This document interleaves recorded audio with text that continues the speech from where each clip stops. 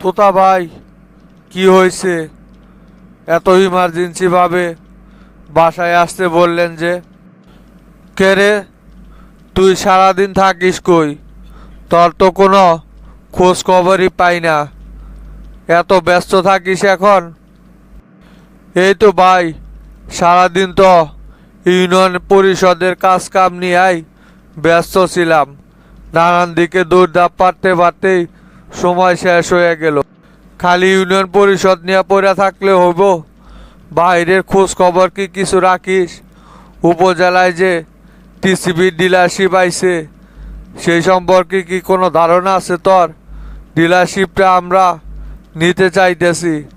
শোন এক ডন, এবারে ডিলারশিপ নাম দেখা হইব না। এবারে ডিলারশিপ লটারির মাধ্যমে হতে চলেছে। তাই শফিক চাচা চাচ্ছে আমরা যেন এই লটারিতে অংশগ্রহণ করি। টিসিবির ডিলারশিপটা যদি পাওয়া যায় তাহলে কিছু টাকা ইনকাম করা যাইব। তুই এক কাজ করবি, আগামীকালকেই আমার নামটা লেখা বক্সে দিয়ে আসিস। দেখি যদি কপালে থাকে তাহলে টিসিবির ডিলারশিপটা পাওয়া যাইতে পারি। বুঝছস তরে কি কইছি? আগামীকালকেই জমা দিয়ে আসিস, সময় কিন্তু নাই বেশি। আচ্ছা ভাই, সমস্যা নাই। আগামীকালকেই আপনার নাম বক্সে লেখা জমা দিয়ে আসমনি। শোনে এক ডন, টেরা কি এখন নিয়মিতই ইউনিয়ন পরিষদে বসতেছে নাকি? হ ভাই, চেয়ারম্যান সাহেব তো এখন নিয়মিতই ইউনিয়ন পরিষদে বসতেছে। কয়েকদিন উপস্থিত না থাকাতে তো অনেক কাজ জমে গেছে, সেইগুলোই ক্লিয়ার করতেছে। কেন হঠাৎ করে টেরার কথা জিগাইলেন যে? শোনেক ডন, আমাদের কাছে খবর আছে অতি শীঘ্রই বগুড়াতে দুর্নীতি বিরুদ্ধে অভিযান চালু হবে। মাস্টার উপজেলায় মিটিং করতেছে দুর্নীতি বিরোধী কমিশনার সাথে। তাই আমাদেরকে বিষয়টা জানতে হবে যে কবে থেকে এই দুর্নীতির অভিযানটা শুরু হতে যাচ্ছে। তুই টেরার সাথে একটু মিল দিয়া ওর মুখ থেকে দেখতো কোনো তথ্য বের করতে পারিস কিনা, তাহলে আমরা আগে থেকেই সতর্ক হয়ে থাকতে পারবো। ও তাই নাকি? টেরা চেয়ারম্যান যে শক্ত মানুষ, ওর মুখ থেকে কথা বের করা কি এতই সহজ ব্যাপার নাকি চাচা? অনেক বেগ পোহাইতে হইব ওর মুখ থেকে কথা বের করাতে চাইলে। সমস্যা কি ডন? চেষ্টা কইরা দেখ, যদি কথা বের করতে পারিস। আলাবে আলাবে এক সময় কথা তুইলা ধরবি, ভুলে ভালেও তো বইলাও দিতে পারে। তবে ডন, খুব সাবধান, টেরা যেন তরে কোনোভাবেই সন্দেহ না করে, তাহলে কিন্তু হিতে বিপরীত ঘটা যাইব। তাই সতর্ক অবস্থান নিয়েই টেরার সাথে আলোচনা করবি। আচ্ছা চাচা, ঠিক আছে, সমস্যা নাই। আমি দেখতেছি বিষয়টা কোনো কিছু করা যায় কি না। চাচা, আমাদের কি কিন্তু এখন সতর্ক অবস্থানে থাকতে হবে। কখন কোন দিক দিয়া কোন পেছে পড়া যায় তার কিন্তু কোনো নিশ্চয়তা নাই। তাই সব সময় চাচা চোখ কান খোলা রাইকা চলাফেরা করতে হবে। তা তো অবশ্যই তুতা, সতর্ক হইয়া এই কিছুদিন চলাফেরা করতে হবে। দেশের পরিস্থিতি এখন ভালো না। দেশে এখন দুর্নীতি বিরোধী অভিযান চলতেছে। তাই এই অভিযান যতদিন চলমান থাকে ততদিন সকলকেই সতর্ক হয়ে থাকতে হবে। তাইলে থাকে তোতা, আমি বাড়ি ভুলে যাই। পরে আবার পার্টি অফিসে আসিস, সেইখানে আলোচনা করমুনি। স্যার আমারে ডাকছিলেন? হ্যাঁ রফিক সাহেব, বসেন, আপনার সাথে কথা আছে। রফিক সাহেব, কুমিল্লায় যে দুলুরে আনার জন্য ফোর্স পাঠাইলেন, তাদের কি আপডেট? তাদের সাথে কি আপনার যোগাযোগ হয়েছিল, এখন ওরা কোথায় আছে? হ্যাঁ স্যার, প্রতিনিয়ত তাদের সাথে আমি যোগাযোগ রেখে যাচ্ছি। কিছুক্ষণ আগেও কথা বললাম, ওনারা সফলভাবেই এই পর্যন্ত আসতে পারছে, রাস্তায় কোনো ঝামেলা হয় নাই। ওনারা এখন কুমিল্লা থেকে বের হয়ে এসেছে, কিছুক্ষণের ভিতরেই ঢাকার মুখে ঢুকবে। এখানে আসতে সর্বোচ্চ আর 2 থেকে 3 ঘন্টা সময় লাগতে পারে। শোনেন রফিক সাহেব, ওনাদেরকে সব সময় সতর্ক থাকতে বলবেন। রাস্তায় যে কোনো সময় যে কোনো বিপদ ঘটে যেতে পারে, তাই তারা যেন সব সময় সতর্ক অবস্থানে থাকে। আর আপনি এখনই ফোর্স রেডি করেন, বের হইতে হবে আমাদেরকে। কেন স্যার, হঠাৎ করে আবার এই সময় ফোর্স নিয়ে কোথায় বের হইবেন? কোনো জায়গায় কি অভিযানের কথা ভাবতেছেন নাকি স্যার? হ্যাঁ রফিক সাহেব, উপর মহল থেকে নির্দেশ আইছে যে সিটিভির মালিক বদরুজ্জোজাকে যে কোনো সময় গ্রেপ্তার করতে হবে। তাই এখনই আপনি ফোর্স রেডি করেন, বদরুজ্জমার বাড়িতে অভিযান চালিয়ে ওনাকে গ্রেপ্তার করা হবে। দেরি করেন না। আচ্ছা স্যার, ঠিক আছে, সমস্যা নাই, আমি এখনই ফোর্স রেডি করতেছি, আপনি তাহলে বের হয়ে আসেন। কিরে শামসু, আজকে এত তাড়াতাড়ি বাসায় চলে আসলি যে? কোনো কাজ নাই নাকি? তুই তো এত আগে বাসায় আসিস না। না গুরু, একটা কাজের জন্যই বাসায় আসলাম। আসলে প্রেসিডেন্টের সাথে বৈঠক করার কথা ছিল, সেইখানে যাই নাই। ডক্টর শহীদুল্লাহ সাহেবের সাথে স্বাস্থ্য খাতের বিষয় নিয়ে আলোচনা করলাম সেলিম ভাই আর আমি। এর ভিতরেই মিলন হঠাৎ ফোন কইরা আমার সাথে ইমার্জেন্সি দেখা করতে চাইতেছে, তাই ওরে বাসায় চলে আসতে বইলা আমিও বাসায় চলে আসলাম। মনে হয় মিলন কোনো ইমার্জেন্সি বিষয়ে আলোচনা করবে। ও তাই, তাহলে আসুক মিলন, দেখ মিলন কি বিষয়ে আলোচনা করতে চাইতেছে। মিলন তো এখন তোদের গ্রুপেরই লোক। হ গুরু, ঠিকই বলছেন আপনি।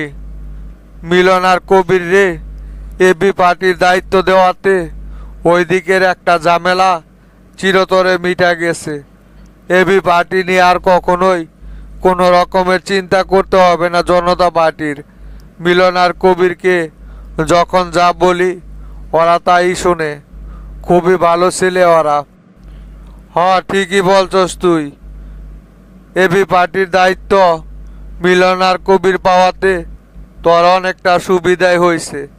তা ডক্টর শহীদুল্লাহ সাহেব স্বাস্থ্য খাত নিয়া কি কি অভিযোগ তুললো তোর কাছে? স্বাস্থ্য খাতের তো মনে হয় বেহাল দশা কইরা রাখছে জাহিদ। না গুরু, এখনো তো ডক্টর শহীদুল্লাহ সাহেব সেই রকম ভাবে দায়িত্ব বুঝা নেয় নাই। আগে উনি দায়িত্ব বুঝা নিক, তারপরে সে বুঝতে পারবো যে কোন কোন জায়গায় কি কি সমস্যা আছে। উনি 1 সপ্তাহ সময় চাইছে আমাদের কাছে। এই 1 সপ্তাহ পর্যবেক্ষণ কইরা তারপর আমাদের কাছে ফাইনাল রিপোর্ট দিব। দেখি আগে উনি 1 সপ্তাহ কি পর্যবেক্ষণ করে, সেই অনুপাতে কাজ করা হবে। এইবার যোগ্য ব্যক্তিরে যোগ্য জায়গায় অবস্থান দিছস। ডক্টর শহীদুল্লাহ সাহেব উনি আগে থেকে অনেক ন্যায়পরায়ণ একজন মানুষ। উনি যদি স্বাস্থ্য খাতের দায়িত্ব নেয় তাহলে আশা করা যায় যে বাংলাদেশের স্বাস্থ্য নিয়ে যে নানা অনিয়মের অভিযোগ আছে, উনি যদি এই দায়িত্বে থাকেন তাহলে এটা থাকবে না। দেশে এই উন্নত চিকিৎসার সরঞ্জাম উনি ব্যবস্থা করতে পারবেন। উনি এই দায়িত্বের জন্য পারফেক্ট একজন ব্যক্তি শামসু। তাই তো গুরু, যোগ্য ব্যক্তিরা যোগ্য জায়গায় স্থান পায় না দেখাই তো দেশের দুর্নীতির এই অবস্থা হয়। ওনারে যদি আগে থেকেই স্বাস্থ্য খাতের দায়িত্ব দেওয়া হতো, তাহলে এতদিনে বাংলাদেশের স্বাস্থ্য খাতটা অনেক উন্নত পর্যায়ে চলে যাইতো। কই শামসু, মিলন বলে আসে, এখনো তো আসলো না। মনে হয় ওরা রাস্তায় আছে।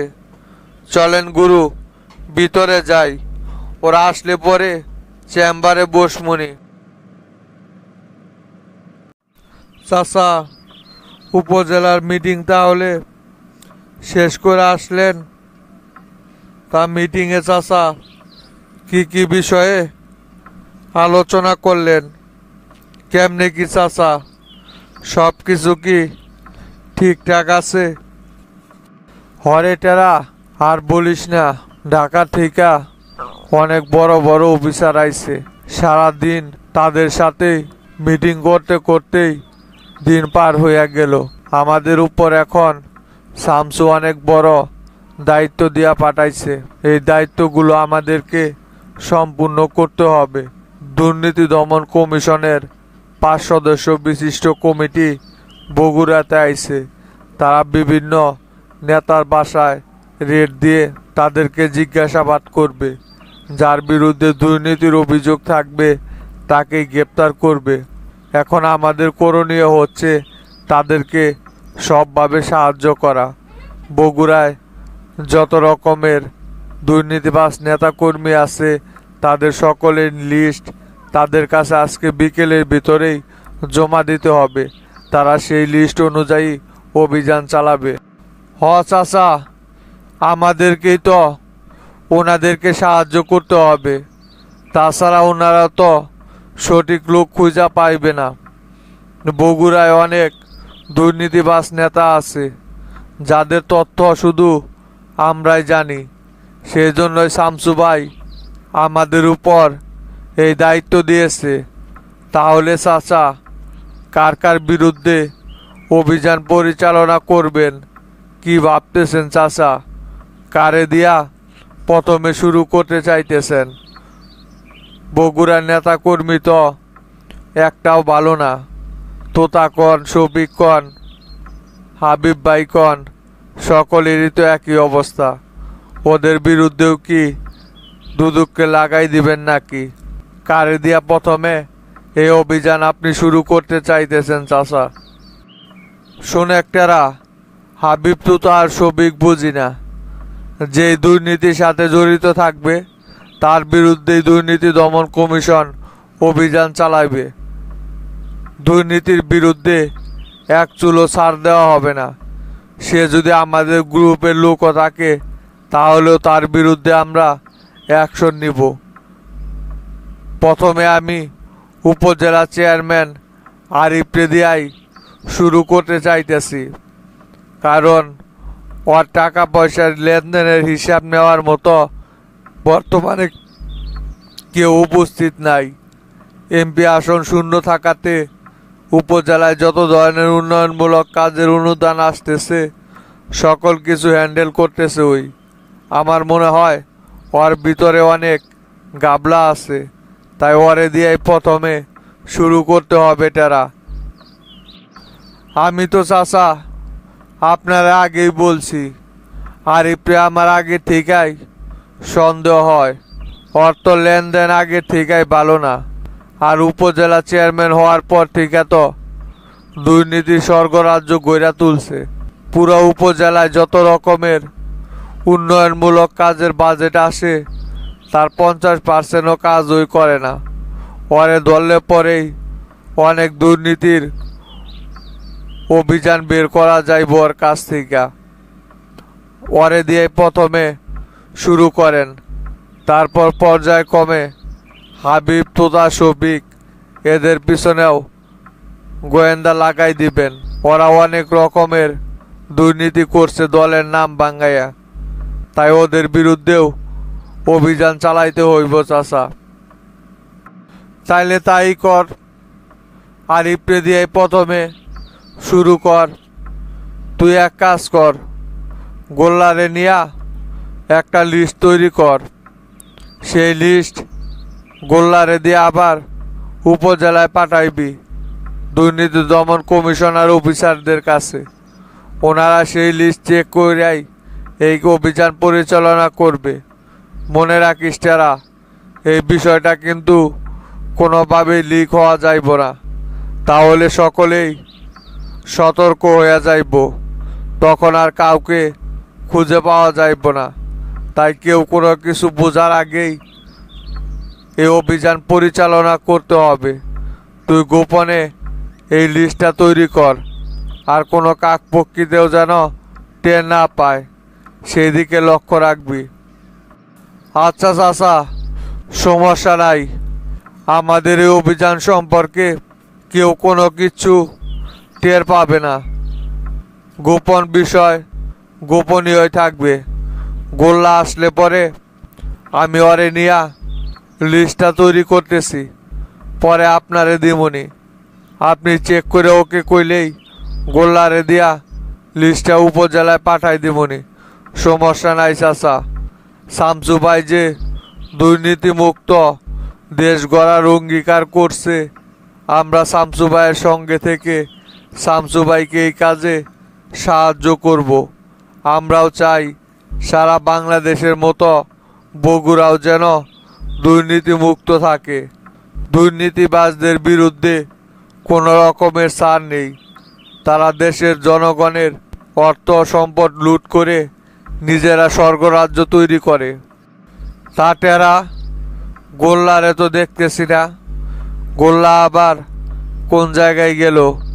শামসু বারবার কইরা নিষেধ করে গেছে না একা একা কোনো জায়গায় কাউরে বের না হইতে। এখন দেশের পরিস্থিতি ভালো না, যে কোনো সময় যে কারো বিপদ হয়ে যাইতে পারে। তুই গোল্লারে আবার একা একা বাড়ি থেকে বের হইতে দিছিস কেন? চালু করে ফোন দে গোল্লারে, এখনই বাসায় চলে আসতে বল। বাইরে এত থাকার দরকার নাই। কখন কোন দিক দিয়া কোন বিপদ চলে আসে সেটা বলা মুশকিল।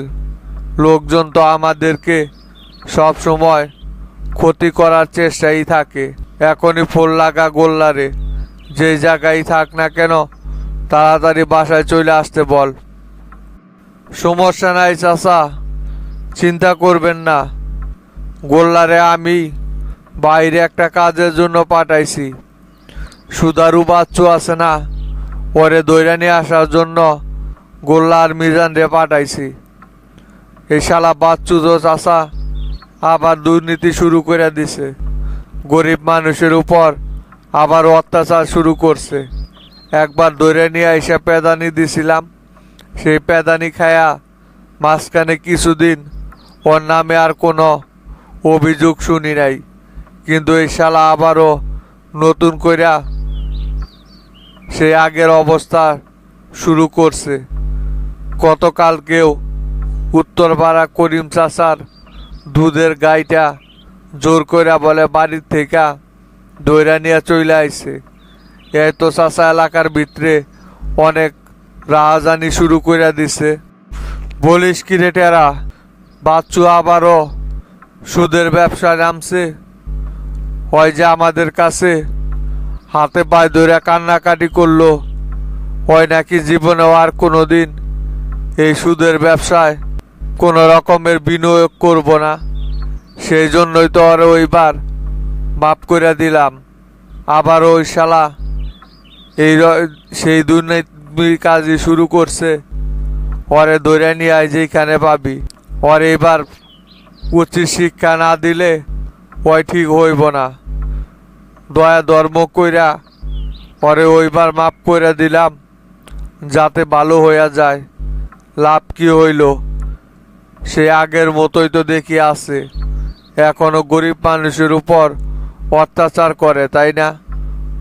ওর এইবার উচিত একটা শিক্ষা দিব। আমি তো চাচা আগেই বলছিলাম আপনারে, এই বাচ্চু কোনোদিনও শুধরাবে না। দেখলেন তো আমার কথা ঠিকই প্রমাণিত হইল। কুত্তার লেজ কখনোই টানলে সোজা হয় না চাচা। যাদের এই সুদ খায়া গরিব মানুষের রক্ত চুষে টাকা নেওয়ার অভ্যাস, ওরা কি আর এত তাড়াতাড়ি শুধরায় যাইব নাকি? সেই বালাই চাচার পরে এলাকার থেকে বের করে দিতে চাইছিলাম, ওইটাই ভালো হইতো। তাহলে আজকে আর নতুন করে ওই মানুষের উপর এইভাবে অত্যাচার করতে পারতো না। এইবার কিন্তু চাচা আমি আপনার কোনো কথা শুনবো না। সুদারু বাচ্চুর এবার উচিত একটা শিক্ষা দিয়ে সারমু। গোল্লা কাপড়ে পাঠাইছি, ওরে খালি ধরে একবার নিয়ে আসুক। আচ্ছা টেরা, তোর যা মন চাই করিস। আমি এখন উপরে গেলাম। সারাদিন অনেক দৌড়ঝাঁপ পারলাম তো শরীরটা অনেক ক্লান্ত লাগতেছে। উপরে যায় আমি ফ্রেশ হয়ে আসি। বাচ্চুরে ধরে নিয়ে আসলে আমারে ডাক দিস।